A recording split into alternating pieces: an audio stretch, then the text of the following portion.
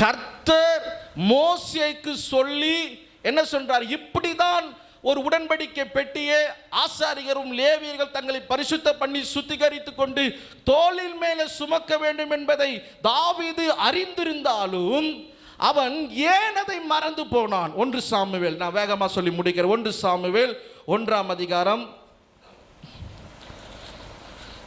1 Samuel 6ஆம் அதிகாரம் 1 8 வசனம் வாசிங்க. பாருங்க, கர்த்தருடைய பெட்டி பெலிஸ்தரின் தேசத்தில், நல்லா கவனிக்கணும் எனக்கு அன்பான தேவ பிள்ளைகளே. நான் தான் சொல்றேன், ஆராதனை எல்லாம் ஆராதனை அல்ல. கர்த்தர் நமக்கு கொடுத்த ஒழுங்கின்படி ஆராதனை செய்யணும் என்பதற்காக இந்த அதிகாரத்தை நான் உங்களுக்கு சுட்டி காட்டுகிறேன். இந்த தாவீது தேவனுடைய மனுஷன்தான். சங்கீதம் 27:8 என்ன சொன்னாரு? முகத்தை தேடுங்கள் என்று சொன்னீரே. மீண்டும் வாசிங்க பார்ப்போம். சங்கீதம் 27:8, என் முகத்தை தேடுங்கள் என்று சொன்னீரே. ஆண்டவரே, உங்க முகத்தையே என்ன பண்ற? தேடுறே அப்படின்னு சொல்லிட்டார். ஆனா அவர் செய்த காரியங்களை நான் உங்களுக்கு சுட்டிக்க, யாரை அவர் பார்த்திருக்கிறார், யாருடைய ஆராதனை பார்த்திருக்கிறார், யாருடைய ஆராதனை ஒழுங்குகளை பார்த்திருக்கிறார் என்பதை நீங்க இந்த அதிகாரத்தை 8 வசனத்தை வாசித்தால் உங்களுக்கு புரியும். வாசிங்க. கர்த்தருடைய பெட்டி பெலிஸ்தரின் தேசத்திலே 7 மாதம் இருந்தது. பின்பு பெலிஸ்தர், நல்லா பார்க்கணும், உங்களுடைய பைபிளில் கோடு போடுற பழக்கமாக இருந்தால் போட்டுங்க, இல்லைன்னா பரவாயில்ல. பின்பு பெலிஸ்தர் பூஜசாரிகளையும் குறி சொல்லுகிறவர்களையும் அழைப்பித்து, கர்த்தருடைய பெட்டியை பற்றி நாங்கள் என்ன செய்ய வேண்டும், அதை நாங்கள் எவ்விதமாய் அதன் ஸ்தானத்துக்கு அனுப்பிவிடலாம் என்று எங்களுக்கு சொல்லுங்கள் என்றார்கள். அதற்கு அவர்கள், இஸ்ரவேலின் தேவனுடைய பெட்டியை நீங்கள் அனுப்பினால் அதை வெறுமையாய் அனுப்பாமல் குற்ற நிவாரண காணிக்கையை எவ்விதத்திலும் அவருக்கு செலுத்த வேண்டும். அப்பொழுது நீங்கள் சொஸ்ஸமடைகிறதும் அல்லாமலும் அவருடைய கை உங்களை விடாதிருந்த முகாந்தரம் இன்னது என்றும் உங்களுக்கு தெரிய வரும் என்றார்கள். அதற்கு அவர்கள், குற்ற நிவாரண காணிக்கையாக நாங்கள் அவருக்கு எண்ணத்தை செலுத்த வேண்டும் என்று கேட்டதற்கு அவர்கள், உங்கள் எல்லாருக்கும் உங்கள் அதிபதிகளுக்கும் ஒரே வாதை உண்டானபடியால் பெலிஸ்தருடைய அதிபதிகளின் இலக்கத்திற்கு சரியாக மூல வியாதியின் சாயலானபடி செய்த 5 பொன் சொரூபங்களும் பொன்னால் செய்ய 5 சுண்டலிகளும் செலுத்த வேண்டும்.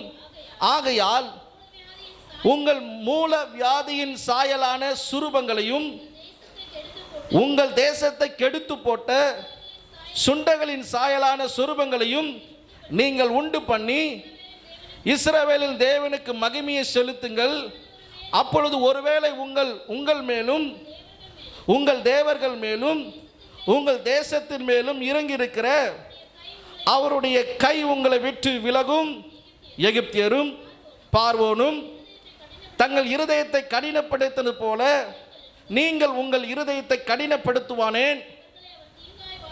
அவர்களை அவர் தீங்காய் வாதித்த பின்பு ஜனங்களை அவர்கள் அனுப்பிவிட்டதும் அவர்கள் போய்விட்டதும் இல்லையோ.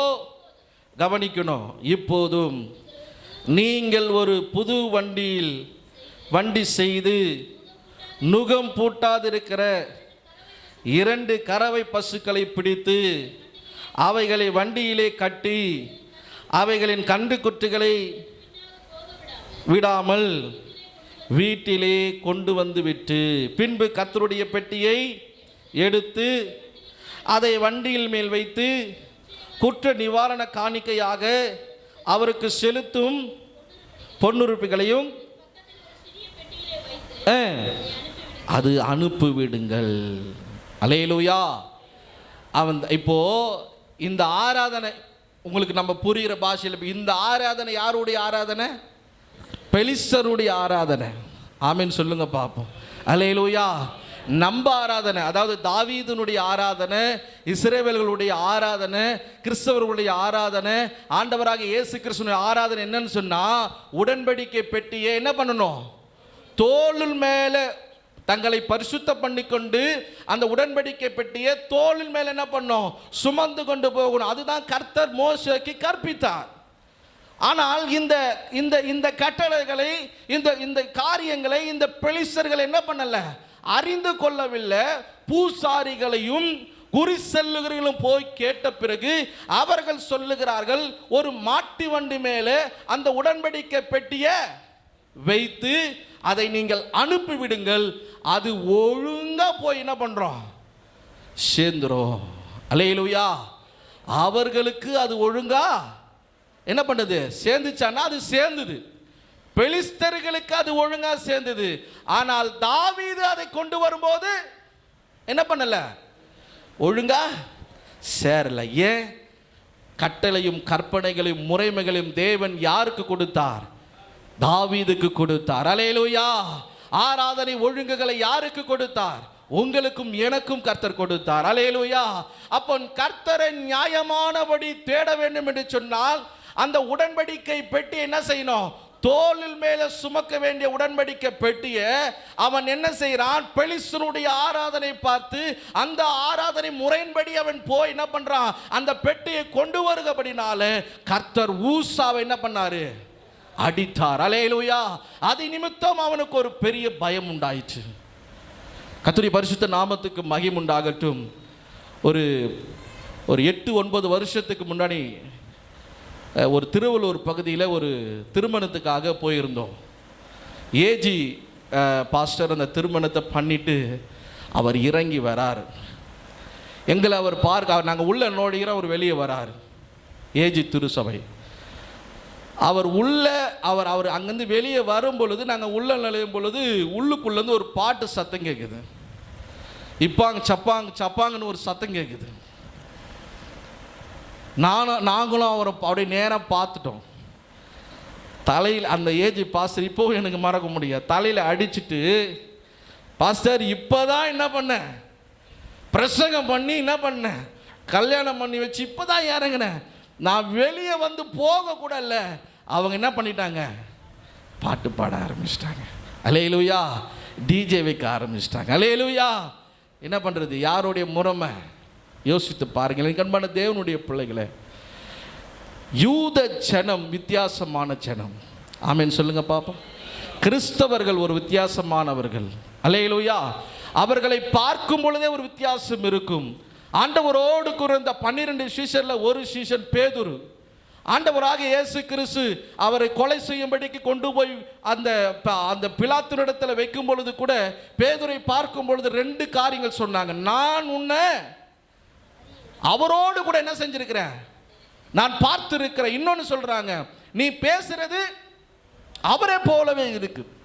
அப்ப என்ன அர்த்தம் என்ன சொன்னா, கிறிஸ்தவர்கள் ஆண்டவராக இயேசு கிறிஸ்துவை போலவே என்ன செய்வாங்க, அவருடைய குணாதிசயங்களே, அவருடைய பழக்க வழக்கங்களிலே, அவர் நமக்கு சொல்லி கொடுத்த கற்பனைகளிலே, வசனங்களிலே எப்படி வாழ வேண்டும் என்பதை நமக்கு கற்றுக் கொடுத்திருக்கிறார். அப்படி நாம் வாழதான் தேவன் என்ன செய்கிறாரு, நம்மளை திருச்சபையில் வைத்திருக்கிறார்.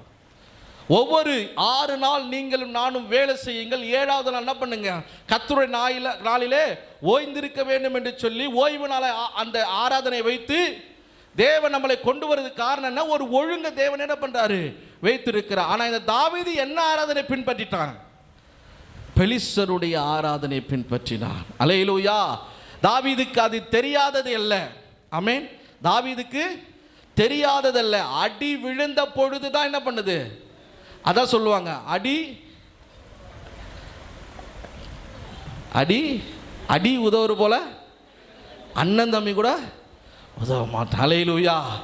ஆனால் பாருங்க எனக்கு அன்பான தேவ பிள்ளைகளே, இன்றைக்கும் தேவ கிருபையில் சொல்ல முடியும், இன்றைக்கி நம்முடைய வாழ்க்கையில் எத்தனையோ காரியங்களை, தேவனுக்கு விரோதமான காரியங்களை கண்ணுனால காதுனால நம்ம பேசுகிற நாவினால எத்தனையோ காரியங்கள், தேவனுக்கு பிரியமில்லாத காரியங்களை நம்ம செய்து கொண்டு இருக்கலாம். அல்லேலூயா. தேவன் நம்மளை இதுவரைக்கும் ஒரு அடி கூட விழாத அளவுக்கு என்ன செய்கிறார், நம்மளை காத்து கொண்டிருக்கிறார். அல்லேலூயா. யோசித்து பாருங்கள். அங்கே தொட்டான், அவன் என்ன பண்ணுறான்? செத்தான். தொட்டான், என்ன பண்ணான்? செத்தான். இன்னைக்கு நாம் நியாயமானபடி கர்த்தரை தேடாதபடியினால எத்தனையோ காரியங்களை செய்து கொண்டிருக்கலாம். அல்லேலூயா. ஆனால் கர்த்தர் இதுவரைக்கும் ஒரு அடி கூட விடாத அளவுக்கு தேவன் இம்மட்டும் உங்களை என்னை ஆண்டவர் காத்து கொண்டு இருக்கிறான்னு சொன்னா அது தேவன் உங்க மேல என் மேல வைத்த அது கிருபை. சத்தமாமேன்னு சொல்லுங்களேன். அல்லேலூயா, அல்லேலூயா. என்னை விட்டு கொடுக்காதவர், என்னை நடத்துகின்றவர், என்னை பாதுகாத்தவர் என் நேசர் நீரே. என்னை விட்டு கொடுக்காதவர், என்னை நடத்துகின்றவர், என்னை பாதுகாப்பவர் என் நேசர் நீரே. நான் பாவம் செய்த போது, சொல்லுங்க, நான் நோகடித்த போது உன் கிருபையால் மன்னித்தீர். நான் பாவம் செய்த போது என்னை உணர்த்தி நடத்தினீர். உம்மை நோகடித்த போது உன் கிருபையால் மன்னித்தீர். என்னை விட்டு கொடுக்காதவர், என்னை நடத்துகின்றவர், என்னை பாதுகாப்பவர் என் நேசர் நீரே.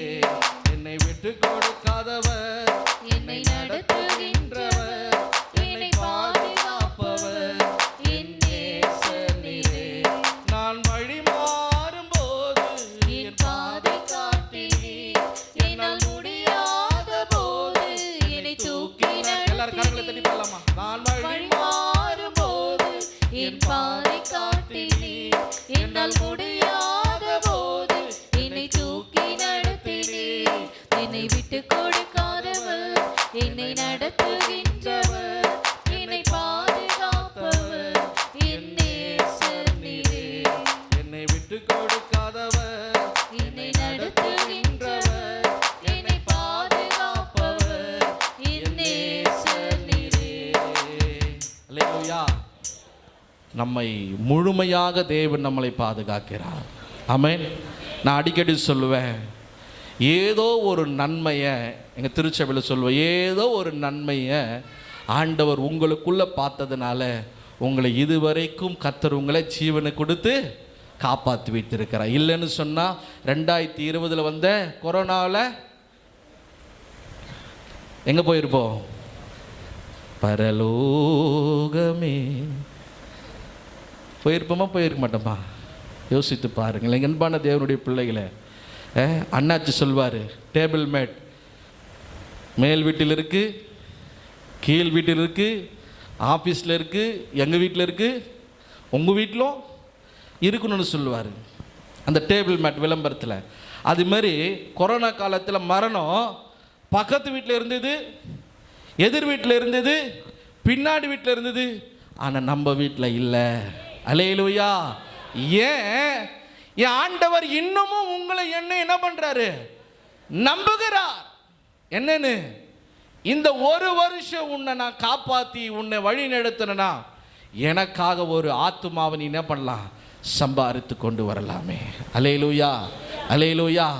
இங்கே நீங்கள் அடிக்கடி போகிற பொன்னை பகுதியில் போகிற அந்த கிராம ஊழியங்களை பார்ப்பேன். எனக்கு ரொம்ப ஆசையாக இருக்கும். அந்த பசங்களாம் வயிற்று மேலே வச்சுக்கின்னு என்ன மாரியே இருக்கிறான் தம்பி, அந்த வயிற்று மேலே வச்சுக்கின்னு அந்த மோளத்தை அடிக்கவும் அதை பார்க்குறதுக்கு என்றைக்காவது நான் வந்து கலந்து கொள்ள மாட்டானா, நான் கலந்து கொள்ளணும் எவ்வளோ ஆசை. நிச்சயமாக நான் வருகிற நாட்களை வருவேன்னு நினைக்கிறேன். அல்லேலூயா, அல்லேலூயா. அப்படி நீங்கள் முழு உள்ளத்தோடு கூட முழு பலத்தோடு கூட உங்களால் முடிந்த அளவுக்கு கர்த்தருடைய ஊழியத்தை நீங்கள் இந்த காணிக்கை பெட்டியில் போடுகிற பணத்தினால் மாத்திரமல்ல, இல்லை நீங்கள் கொடுக்கிற தசம பாகத்தில் மாத்திரமல்ல, நீங்கள் இந்த ஊழியத்தில் எப்படியாகிலும் ஒரு ஆத்மாவை நம்ம என்ன செய்யணும்? தேவ சமூகத்தில் கொண்டு வர வேண்டும். அப்போ நீங்களும் நானும் எப்படி வாழணும்? எப்படி தேடணும்? எப்படி தேடணும்? எப்படி தேடணும்? நியாயம். ஒரு சில கூட்டம் புரிந்து கொண்டவர்களுக்கு ரொம்ப சந்தோஷம். கர்த்தரை நியாயமானபடி என்ன பண்ணணும்? ஆமாம், ஏன்னா எல்லாம் தேடுறாங்களே. பாட்டு இருக்குது, ஆராதனை இருக்குது, ஒர்ஷிப் இருக்குது. இவங்க ஒன்று தாவீது அந்த 1:4-13 அதிகாரத்தை ஒன்றும் குறைய வைக்கலையே. பாட்டு, டான்ஸ், ஆராதனை எல்லாமே இருக்கே, ஆனால் உதயம் இருக்கே. ஆனால் ஆண்டவர் அதை விரும்பல. ஆண்டவர் நியாயமானபடி என்ன பண்றாரு? தேட ஆண்டவர் விரும்புகிறார். அப்படி நீங்களும் நான் எப்படி இருக்கணும்? கர்த்தரை நியாயமானபடி கொடுக்கறதுல உண்மை, ஊழியம் செய்கிறதுல உண்மை, ஜெபிக்கிறதுல உண்மை, நன்மை செய்கிறதுல உண்மை, எல்லாவற்றிலும் கூடுமான அளவுக்கு தேவன் என்னை பார்க்கிறார் என்ற இருதயத்தில் அந்த பயமும் அந்த நடுக்கமும் ஒரு விசுவாசம் நம்பிக்கை இருக்குமானால் கூடுமான அளவுக்கு தேவனுக்காய் எழும்பி பிரகாசிக்கிற ஒளியை என்ன பண்ணணும்? மாற வேண்டும். அல்லேலூயா. வாழுகிறது ஒரு வாழ்க்கை, அதை கிறிஸ்துவுக்கு ஆசீர்வாதமாய் வாழுவோமானால் நிச்சயம் நம்முடைய வாழ்க்கையை பெரிய ஆசீர்வாதமாக தேவன் மாற்றுவார். அல்லேலூயா. யோபு தன் சிநேகிதனுக்காக வேண்டுதல் செய்த பொழுது கர்த்தர் அவனை சிறையிருப்ப மாற்றிட்டார். அல்லேலூயா.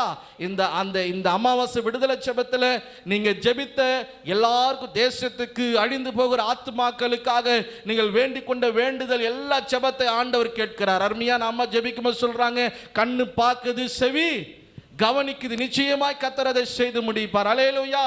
ஜெபித்த உங்களையும் இன்றைக்கு என்ன பண்ண போறா தெரியுமா? உங்களை விடுதலை ஆக்கி உங்களை என்ன பண்ண போறா தெரியுமா? ரெட்டிப்பான நன்மையை சுதந்திரத்துக் கொள்ள தேவன் உதவி செய்ய போகிறார். ரெடியா இருக்கிறவங்க அப்படியே எழுந்து நின்று ஆண்டவரை நோக்கி சொல்லுங்க, ஒருவேளை ஆண்டவரே நான் நியாயமானபடி ஒருவேளை தேடாமல் போனேன் என்று சொன்னால், அல்லேலூயா, எல்லா ஆராதனை போல அல்ல, எங்கள் ஈசியை திருச்சபைக்கு ஒரு ஆராதனை ஒழுங்கு உண்டு. அந்த ஒழுங்கின்படி நான் கர்த்தரை தேட இன்றைக்கு என்னை ஒப்பு கொடுக்கிறேன். ஒருவேளை ஊழியர்களுடைய நிர்பந்தத்தினால நான் வருகிறேன், ஒருவேளை அவர்கள் பார்க்கிறார்கள், இவர்கள் பார்க்கிறார்கள் சொல்லி நான் இருக்கிறேன் அப்படின்னு சொல்லி நினைப்பென்று சொன்னால், இன்றைக்கு தேவன் உங்களோடு கூட பேசியிருக்கிறார். எனக்கு அன்பான தேவனுடைய பிள்ளைகளே, 2 வழி அல்ல, ஒரே வழிதான். அது ஆண்டவராக இயேசு கிறிஸ்து கற்றுக் கொடுத்த வழிதான். அந்த வழியில நீங்களும் நானும் நடப்போம் என்று சொன்னால் இன்றைக்கு தேவன் உங்களை விடுதலையாக்கி ஆசீர்வதிக்க போகிறார். ஹல்லேலூயா, ஹல்லேலூயா. எல்லாரும் கண்களை மூடி கர்த்தரை துதிக்க ஆரம்பிங்க, கர்த்தரை துதிக்க ஆரம்பிங்க. ஒரு 5 நிமிஷத்துல நான் முடிக்க போகிறேன். கர்த்தரை துதிக்க ஆரம்பிங்க. ஹல்லேலூயா, ஹல்லேலூயா, ஹல்லேலூயா, ஹல்லேலூயா. நன்றி அப்பா, நன்றி அப்பா, நன்றி அப்பா. ஹல்லேலூயா, ஹல்லேலூயா, ஹல்லேலூயா. ஓ ரபா சந்தரபா. எல்லாரும் துதிங்க, எல்லாரும் துதிங்க, கர்த்தரை துதிங்க, கர்த்தரை துதிங்க. இந்த 12 மணி கிராஸ் ஆயிடுச்சு, இன்னொரு 5 நிமிஷத்துல முடிக்க போகிற எல்லாரும் நீங்க கர்த்தரை துதிக்க ஆரம்பிங்க. ஆண்டவரே, எனக்கு நிறைய பிரச்சனைகள் உண்டு, போராட்டங்கள் உண்டு, மன கஷ்டங்கள் உண்டு, பண கஷ்டங்கள் உண்டு, எனக்கு பலவிதமான போராட்டங்கள், பிசாசினாலே, மாந்திரிகத்தினாலே, மனுஷர்களாலே பல போராட்டம். இன்னைக்கு இந்த விடுதலை ஜெபத்தில் உம்மை நம்பி வந்திருக்கிற எனக்கு தேவன் ஒரு விடுதலையை நீ செய்வீராக, கட்டளையிடுவீராக. ஆண்டவரே, இந்த சபையில தேவன் சொன்ன வார்த்தையின்படி நீங்கள் எதிர்பார்த்திருக்கிற முடிவை உங்களுக்கு அவர் கொடுக்க சித்தமுள்ளவராய் இருக்கிறார். அது தீமைக்கு அல்ல, அது சமாதானத்துக்கு ஏதுவான நினைவுகளே. ஹல்லேலூயா, ஹல்லேலூயா. ஊற்றிடுமே உன் வல்லமையை இந்த நாளில் எங்கள் மேலே கரத்தட்டி ஊற்றிடுமே.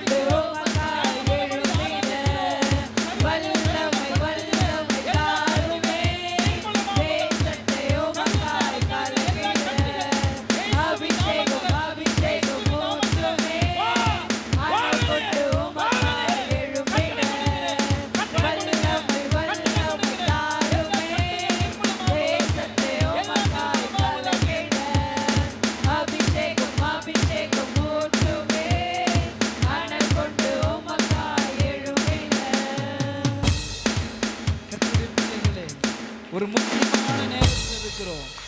இன்னைக்கு நீ விடுதலை பெற்றுக்கொள்ள முடியலனா உன் வாழ்க்கையில வேற என்னைக்குமே விடுதலை கிடையாது.